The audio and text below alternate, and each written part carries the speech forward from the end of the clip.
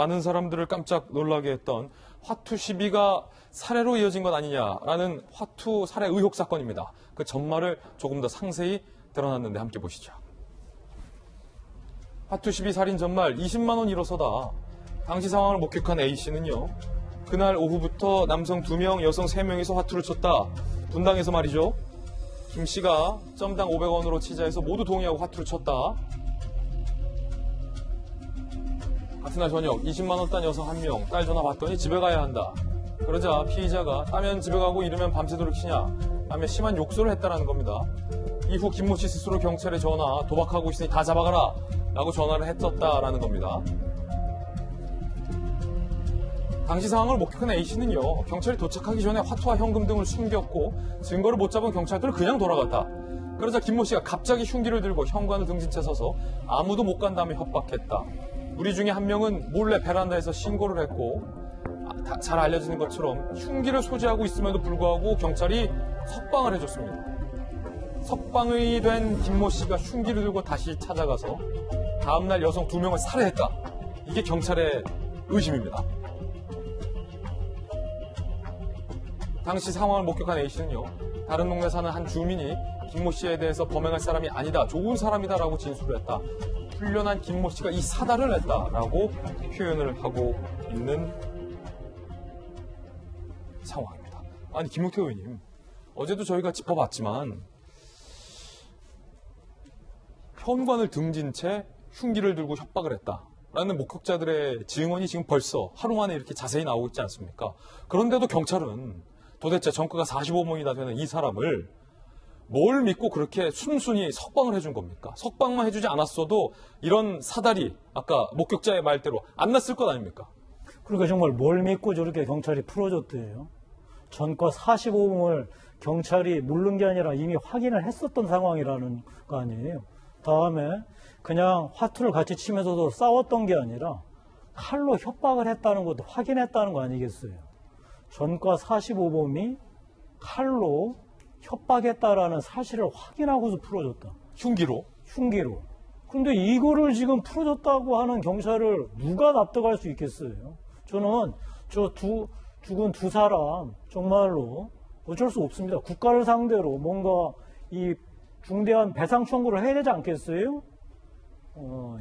저거는 뭐 사실 경찰이 좋은 일도 많이 하고 힘든 어려운 일도 많이 하시지만 저거는 실수라게 보기에는 정말 기강해이한 정신 나간 업무 수행이라고 밖에 볼 수 없습니다. 저거는 경찰이 입이 10개라도 할 말이 없을 것 같습니다. 박성현 대변인, 당시 목격자 중에 일부가 좋은 사람이다 라고 진술을 해서 풀려났다라고 주장을 하기도 하는데, 만약에 이게 사실이라면 전과 45범에 그때 당시 공포에 떨었던 사람들과의 어떤 분위기, 경찰이 현장에 도착해보면 피부로 느껴지는 상황의 분위기가 있거든요. 목격자의 말 한마디가 이 사람을 그냥 풀어줄 만큼 크게 작용을 했다라는 건지 어떻게 봐야 합니까? 이 경찰의 판단. 참 소원이 없는 일인데 일선의 경찰들이 갖고 있는 고충 이런 것은 충분히 저희가 이해를 하지 않습니까? 그러니까 최대한 인권을 보호하면서도 범죄 위험을 막아야 되고 법제서를 또 집행을 해야 되는 입장이라서 저런 경우에 현행범이긴 하지만 그 다음 살인까지를 예견하지 못했다라고 했을 때 참 어떻게 봐야 할지 좀 안타깝습니다만은 어쨌든 이런 결과가 나온 만큼 우리 책임은 좀 져야 되지 않느냐 이런 생각을 하고 있습니다. 예. 피의자 김모 씨는 과연 범행을 시인했을까요? 이야기 들어보시죠. 살해 혐의 아직 부인하십니까? 피해자 가족분들한테 할 말 없으십니까? 처음에 흉기 들고 있다고 자진 신고 왜 하셨습니까? 여전히 혐의 부인하십니까? 피해자들과도 평소에 많이 다투셨습니까? 안 했습니다. 술도 사주고 담배 사주고 술도 하고 그랬습니다. 지금 피의자 김모 씨의 답변과 태도를 보셨는데 이재명 기자, 이 김모 씨의 태도 어떻게 봤습니까? 글쎄요, 기자들의 질문에 대부분 답을 하지 않았는데 그냥 그 이웃과의 관계 부분만 대답을 했죠. 그러면서 관계가 좋았다. 자기가 술도 사다 주고 담배 사다 주고 서로 굉장히 친밀하게 지냈다. 이런 답변을 합니다.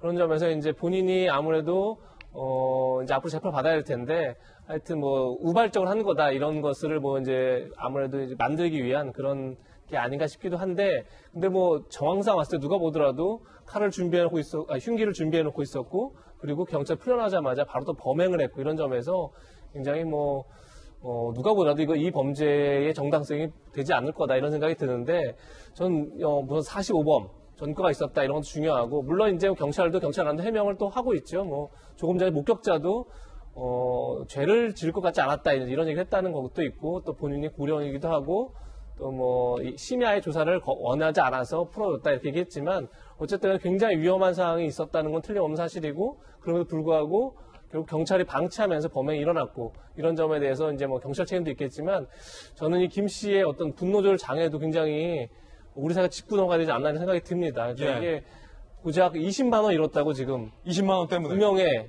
생명을 앗아간 건데, 과연 이게 진짜 상식적으로 있을 수 있는 일인지, 특히나 만약 김 씨가 증언한 대로 그 전에 사이가 나쁜 것도 아니었고 좋았는데도 불구하고 단지 그것 때문이었다면, 전 진짜 이게 단순히 이제 살인 혐의도 살인 혐의지만, 과연 이런 분노 조절 장애들을 사회가 어떻게 컨트롤해야 될지, 이 문제도 좀 짚어봐야 할 대목이 아닌가 싶습니다. 예.